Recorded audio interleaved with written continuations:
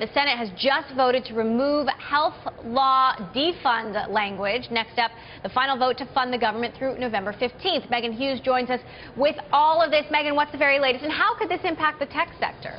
Well, let's start with the very latest, because that's complicated. Now, we learned that they just got to the final vote. This is final passage of the House spending bill. But before this final passage, they made significant changes to the House spending bill. So, as you mentioned, they did vote to strip the language that would have defunded Obamacare, which was key for House Republicans. They also limited the amount of time that this would fund the government. So originally it was through the middle of December. Now it's through the middle of November. And that's what they're voting on now. So if this passes, Emily, then it goes back over to the House. House Speaker John Boehner has said he wouldn't pass what's called a clean version of the bill with the Obamacare language stripped from it. So the big question is what happens next over in the House. Government funding runs out on Monday night. Emily? So, Megan, could this impact the IPO market? I mean, we're all talking about Twitter, which, recently filed to go public. Could Twitter be impacted? Yeah, let's talk about the timeline here, because it is not good for Twitter. So we're talking about a potential government shutdown October 1st, potentially. Then we've also got the debt ceiling debate coming up on October 17th.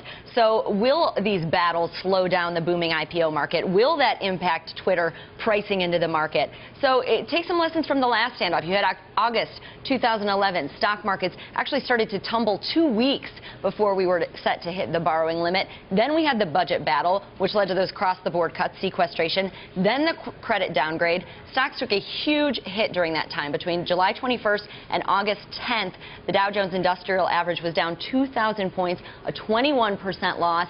Now, in response to all of that, the number of IPOs did plummet.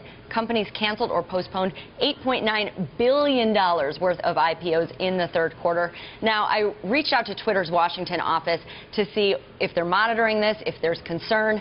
So far, Emily, I haven't heard anything back. All right. Thanks, Megan. Markets aside, I mean, what can you tell us about the bigger picture here?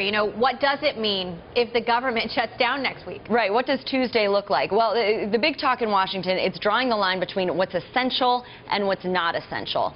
So what's deemed non-essential? IRS personnel, for one, so tax refunds may not be processed. About half of the Defense Department would be on furlough. Park rangers, so some parks may close down. What stays? They're very concerned about the airline. So FAA air traffic controllers, TSA agents would keep working, so flights will go on schedule.